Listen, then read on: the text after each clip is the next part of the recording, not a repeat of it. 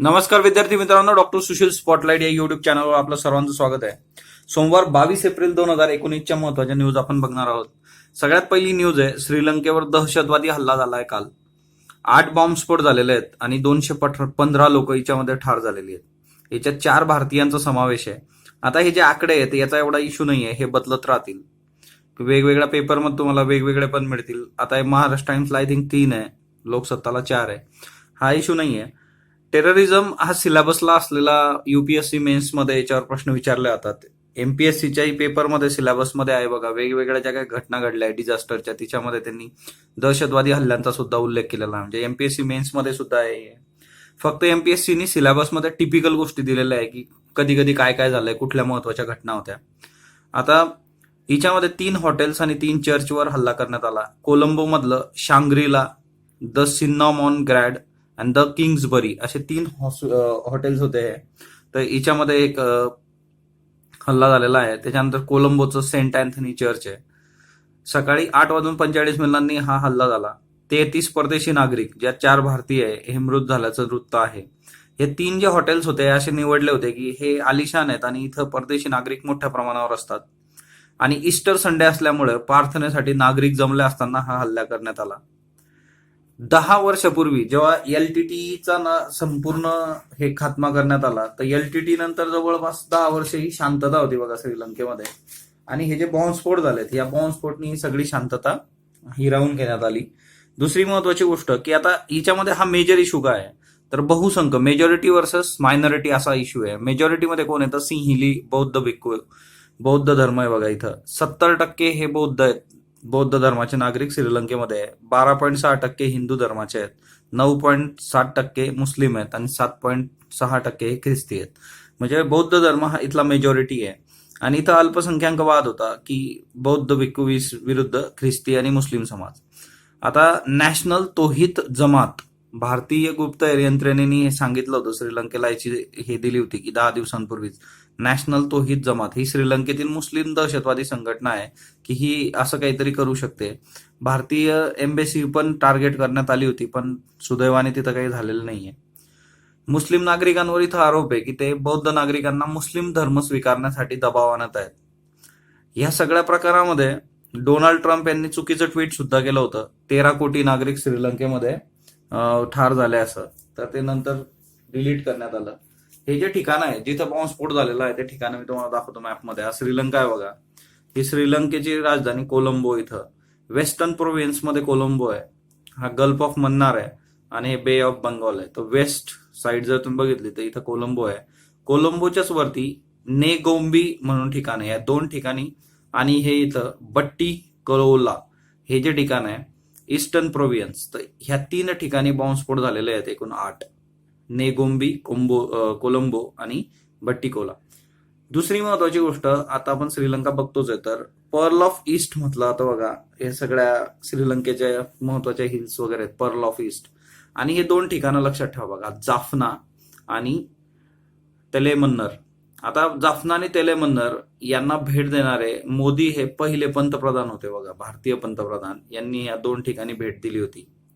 इथं जाफनाला नागुलेश्वरमचं मंदिर आहे, तिथेही मोदींनी श्रीलंकेला जेव्हा भेट दिली होती त्यावेळेस नागुलेश्वरम मंदिराला भेट दिली होती.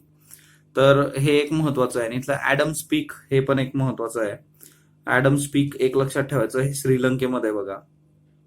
ग्राफाईट आणि जेमस्टोन यासाठी श्रीलंका फेमस आहे, तर ते एक लक्षात ठेवायचं. हे इथं ॲडम्स पीक हे इथं आहे बघा, 2243 एवढी त्याची हाईट आहे.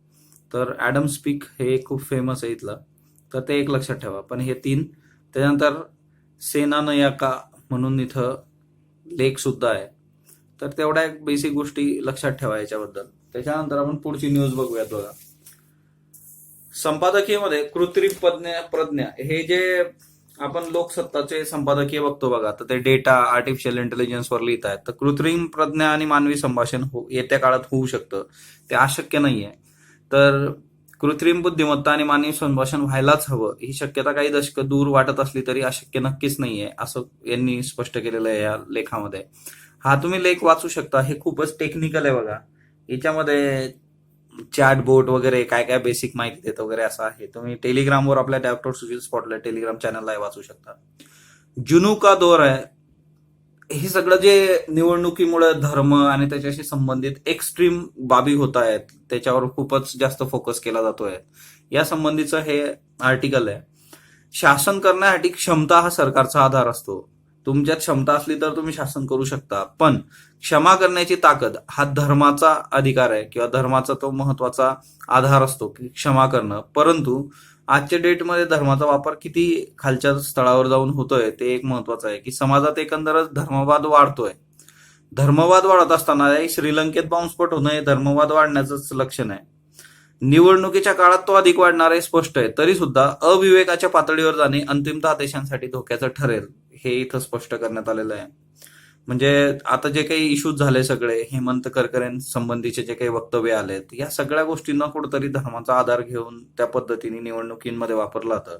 आपल्याला जो प्रश्न विचारला जातो की निवडणुका आणि किंवा वोटिंग याचा बेस काय भारतामध्ये, मग तिच्यात बऱ्याच गोष्टी येतात. धर्म असेल, जात असेल, जेंडर असेल, रेस असेल, तर त्या सगळ्या गोष्टींचा विचार करणं इथं क्रमप्राप्त ठरतं. मेजॉरिटी मायनॉरिटीचे इश्यू असतील तर ते आपल्याला विचारला जातात कुठले कुठले घटक, आणि त्यातल्या पण स्त्रियांना प्रभावित करणारे घटक आणि जनरल प्रभावित करणारे घटक. 2015 नंतर बिहारच्या इलेक्शन नंतर टिपिकली स्त्रियांना प्रभावित करणाऱ्या घटकांवर सुद्धा प्रश्न विचारले जातात, तर ते करून ठेवायचं बघा.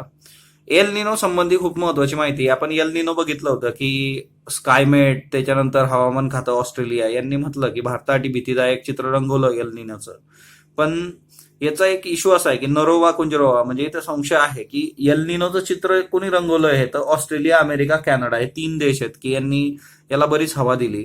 तर याचा रिझन असं म्हटलं जातं की याच्यात काही लोकांनी आक्षेप घेतला की हे क्रिटिसाइज केलं की हे असं होणार नाहीये, चुकीच्या पद्धतीने रंगवलं गेलंय. तर ऑस्ट्रेलिया, अमेरिका आणि कॅनडा इथला जो व्यापारी वर्ग आहे यांनी 1.5 वर्षामध्ये भारताला कडधान्य किंवा इतर कृषी मालाची होणारी जी काही निर्यात आहे त्यात प्रचंड घट झालेली आहे. आणि जर आता आपण भीती घातली तर येत्या काळात आपल्याला तो स्कोप मिळेल एक्सपोर्ट करायचा ह्या गोष्टी भारतामध्ये, हा यांचा मुद्दा आहे. त्याच्यामुळे एल निनो तर आपल्याला करायचंच आहे, आपण ऑलरेडी खूप बघितलंय. पण हे 3 देश लक्षात ठेवा, ऑस्ट्रेलिया, अमेरिका, कॅनडा. अशा गोष्टी तुम्ही मेन्समध्ये जर उत्तरात युपीएससीला लिहिल्या तर नक्कीच त्याचा फायदा होतो. पीपावाव गुजरातमधलं भारतातलं खाजगी क्षेत्रातील पहिलं बंदर आहे, लक्षात ठेवा. पीपावाव गुजरात भारतातलं खाजगी क्षेत्रातील पहिलं बंदर. बँक रन नावाची काय संकल्पना आहे? बँक रन म्हणजे काय? बँकेमध्ये आपण जे पैसे ठेवतो तो बँकांबरोबरतून CRR असतो बघा, कॅश रिझर्व्ह रेशो, की काही रक्कम तुम्हाला बँक RBI कडे ठेवायची आहे.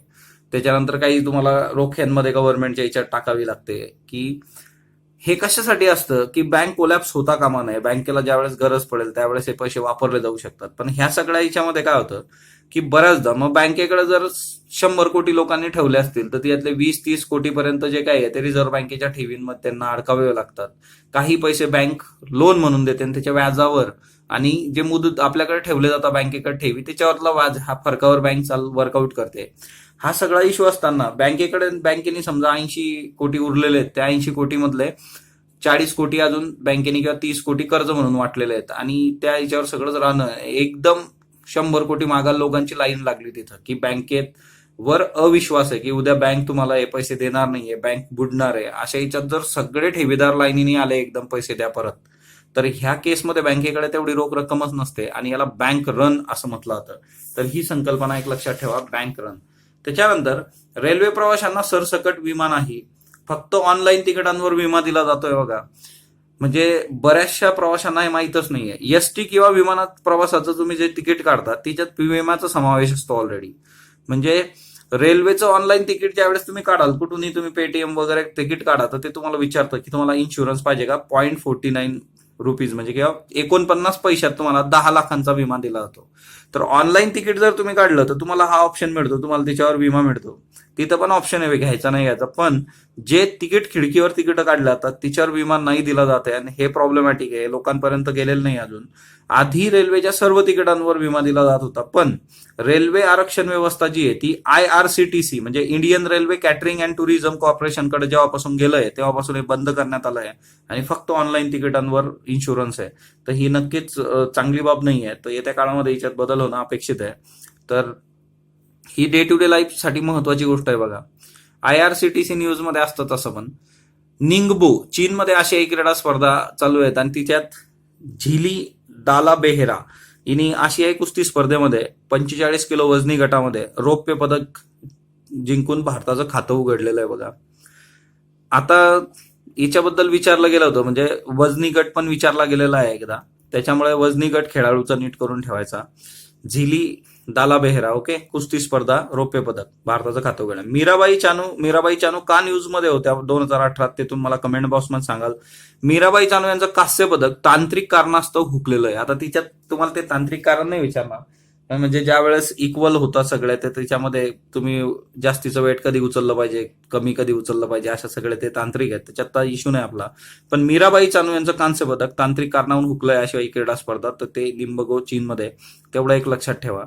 माझी कन्या भाग्यश्री योजनेची जाहिरात वादात आलेली आहे बघा. याच्यावर आक्षेप घेतलाय काही लोकांनी की सरकारकडूनच लिंगभेद करण्यात येत होते. काय आहे तर याची पहिलीच ओळ आहे, ती जी ऍड केलेली आहे तिच्यावर, मी नसेल आई दिवा वंशाचा, मी आहे वात, नाव चालवेन कुळाचे बाबा, मोठी होऊन जगात, आनंदी व्हा आजी आजोबा, फक्त जागा द्या मला मनात, स्वागत करा जल्लोष करा, भाग्यश्री येते घरात.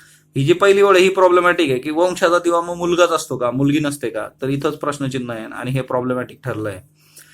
पीसीपीएनडीटी कायदा कलम 22चा भंग होतोय इथं, अशी तक्रार झालेली आहे पुण्यामध्ये, नगरमध्ये त्या तक्रारी दाखल करण्यात आल्या. माझी कन्या भाग्यश्री योजना महाराष्ट्राने सुरू केलेली आहे बघा.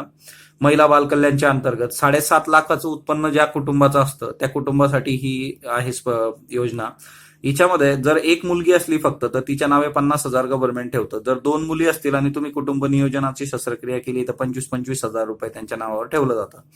18 वर्षाची मुलगी झाल्यानंतर तिला कॅश मिळणार, ती सगळी जी काही आहे विथ नफ्यासकट, आणि तिच्यावरचा जो इंटरेस्ट आहे तो 12व्या वर्षी काढू शकता तुम्ही. ओके, तर माझी कन्या भाग्यश्री योजना नीट करून ठेवायची, तिचा वादा आलाय म्हटल्यानंतर ती विचारली जाऊ शकते. कर्णिका नावाची गोव्यासाठीची आंग्रिया नंतरची दुसरी क्रूज सेवा सुरू करण्यात आलेली आहे बघा. आंग्रिया ही पहिली क्रूज सेवा 20 ऑक्टोबर 2018 सुरू करण्यात आली होती. सरखेल कान्होजी आंग्रे हे शिवाजी महाराजांचे आरमार प्रमुख होते, यांना मानवंदना म्हणून ही सुरू करण्यात आली होती.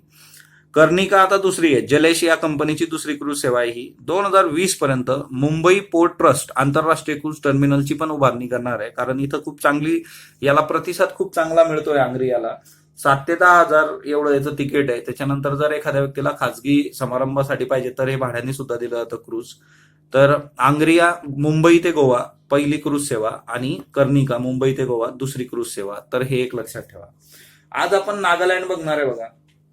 नागालँडचा जर विचार केला तर नागालँड हे सगळ्यात ईस्टर्न मोस्ट स्टेट म्हणून आपण तो सगळ्यात इकडचा भाग बघू शकतो.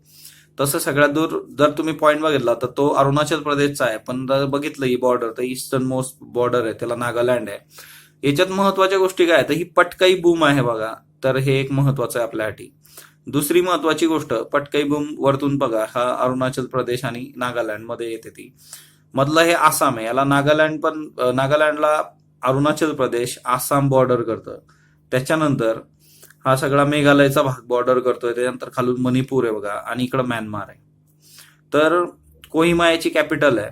कोहिमा कशासाठी फेमस आहे तर कोहिमामध्ये वर्ल्ड वॉर 2 ची सेमेंट्री आहे, किस्मा वॉर म्युझियम आहे तिथं, कारण इथं जपानीज सैन्याला मदत करण्यात आली होती. सगळं वर्ल्ड वॉर 2च्या वेळेस जे काही गोष्टी घडलेल्या आहेत आणि त्या सैनिकांचा ऑनर म्हणून इथं एक वॉर म्युझियम आहे कोहिमामध्ये.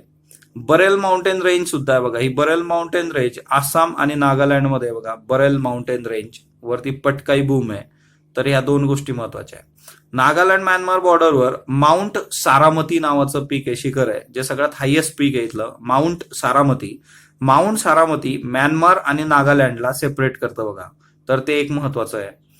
नद्यांचा जर विचार केला तर नॉर्थमध्ये डोयांग रिव्हर आणि डिफू रिव्हर आहे इथं, आणि बराक रिव्हर जी आहे ती साऊथ वेस्ट, हा जो भाग आहे सगळा, हा साऊथ वेस्ट भाग, तो बराक रिव्हर डिसेक्ट करते completely, entire state south west मध्ये डिसेक्ट करून टाकतं. तर बराक रिव्हर सुद्धा नागालँड मधून जाते. वरती डोयांग रिव्हर आहे, डिफू रिव्हर आहे. अमर फाल्कन साठी नागालँड फेमस आहे बघा. अमर फाल्कन हे खूप महत्वाचे आहे तिथं. नागालँडच्या बाबतीत दुसरी महत्वाची गोष्ट जर बघायची झाली तर नागालँडमध्ये जवळपास 16 मेजर ट्राईब्स आहेत. याला लँड ऑफ फेस्टिवल असं पण म्हटलं जातं. एवढ्या ट्राईब्स म्हटल्यानंतर त्यांचे वेगवेगळे फेस्टिवल इथं साजरे होतात. ओ Naga, Angami Naga, Chang Naga, Konyak people, Lotha Naga, Sumi Naga, Chakhesang Naga, Khiamniungan people, Bodo Kachari people, Phom Naga, Rengma Naga, Sangtam Naga, Yimchunger Naga, Thado people, हे सगळे इथल्या ट्राईब्स आहेत बघा वेगवेगळ्या. इतके काय लक्षात ठेवायचा इश्यू नाही. पण दुसरी महत्वाची क्लायमेट बाबतीत, नागालँडचं जे क्लायमेट आहे ते मॉन्सून क्लायमेट आहे, ते एक लक्षात ठेवा. 70 ते 100 इंचेस एवढा इथं रेनफॉल होतो. दुसरी महत्वाची गोष्ट, फॉरेस्ट इथं ट्रॉपिकल आणि सब ट्रॉपिकल फॉरेस्ट आपल्याला बघायला मिळतं. ग्रेट इंडियन हॉर्नबिल हा एक पक्षी महत्वाचा इथं आपण बघू शकतो नागालँडमध्ये. हॉर्नबिल फेस्टिवल सुद्धा नागालँडमध्ये होतो कोहिमाजवळ. कोहिमाजवळ किस्मा नावाचं विलेज आहे बघा, आणि त्या किस्मा नावाच्या विलेजमध्ये हॉर्नबिल फेस्टिवल साजरा केला जातो. हॉर्नबिल फेस्टिवल जवळपास 7 दिवस चालतो. डिसेंबर 2000 पासून हॉर्नबिल फेस्टिवल नागालँडमध्ये सुरू आहे. आणि हिच्यामध्ये नागालँडचं सगळं कल्चर तुम्हाला 1 हप्त्याचा हा कार्यक्रम असतो यात दाखवलं जातं.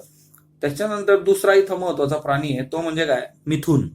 मिथूनवरून 2017ला खूप राडा झाला होता की अरुणाचल प्रदेश आणि त्या सगळ्या गोष्टीमध्ये की गव्हर्नरचा जो रोल होता त्याच्यामुळे खूप इश्यू झाले होते. गव्हर्नरनी त्या मिथूनला गाय म्हणून, तिथं प्रथा आहेत बघा, मिथूनचा बळी देण्याची प्रथा आहे इकडे सगळ्या ह्या ट्राईब्समध्ये. गव्हर्नरनी सेंटरला पत्र लिहिलं होतं की गाय वेगळी आहे आणि मिथून वेगळा आहे बघा. आणि इथं नॅशनल रिसर्च सेंटर पण आहे मिथूनवर. इंडियन काउन्सिल ऑफ ऍग्रिकल्चर रिसर्चने सुरू केलेलं आहे. आणि स्टेट अॅनिमल आहे मिथून. मिथूनचा फोटो तुम्ही हिच्यावर बघू शकता बघा, गुगल सर्च करा. खूपच रुबाबदार प्राणी आहे तो, बैलासारखा आहे पण वेगळ्या प्रकारचा बैल, थोडा त्याचा लुक वेगळा असतो. त्याच्यानंतर नॅशनल हायवे 61 आहे बघा इथं, तो एक महत्वाचा आहे आपल्यासाठी. तर ती एक गोष्ट लक्षात ठेवायची. लँड ऑफ फेस्टिवल लक्षात ठेवा. 2 महत्वाच्या गोष्टींसाठी नागा ट्राईब्स ओळखल्या जायच्या मेन रिच्युअल्स. एक होतं हेड हंटिंग, म्हणजे 2 ट्राईब्स मध्ये भांडण होणार आणि समोरचा किती लोक तुम्ही मारता समोरची व्यक्ती, तर मेन पुरुषांमधलं युद्धासारखं राहायचं आहे मेन हेड हंटिंग. तर याच्यावर नंतर गव्हर्नमेंटने बंदी आणलेली आहे बघा. तर 19व्या सेंचुरीमध्ये हे हेड हंटिंग बंद आलं. आणि दुसरं असतं फिएस्ट ऑफ मेरिट. फिएस्ट ऑफ मेरिट मध्ये काय असतं की जे लग्न झालेले कपल असतात ते लोकांना बोलून त्यांना म्हणजे त्यांचे जे काही ट्रॅडिशनल रिच्युअल्स आहेत ते साजरे वगैरे करतात. ते फक्त मॅरिडसाठी असतं आणि जेवण वगैरे दिलं जातं याच्यामध्ये अशा पद्धतीचं. तो हेड हंटिंग आणि फिएस्ट मेरिटसाठी ओळखलं जायचं. त्याच्यानंतर दुसरी महत्वाची गोष्ट आहे की याच्यामध्ये अंगामी ट्राईब एक नीट लक्षात ठेवा, ती आपल्याला विचारली जाऊ शकते. जापानीज ट्रूप्सला मदत केली होती त्यांनी, हे वर्ल्ड वॉर सेकंड मी तुम्हाला म्युझियम जे सांगितलं. तर नागालँडच्या बाबतीमध्ये एवढ्या गोष्टी लक्षात ठेवणं अपेक्षित आहे बघा. स्पॉटलाइटला लाईक करा, शेअर करा, सबस्क्राईब करा. जर तुमचे काही सजेशन असले ते कमेंट बॉक्समध्ये नोंदवा. धन्यवाद विद्यार्थी मित्र.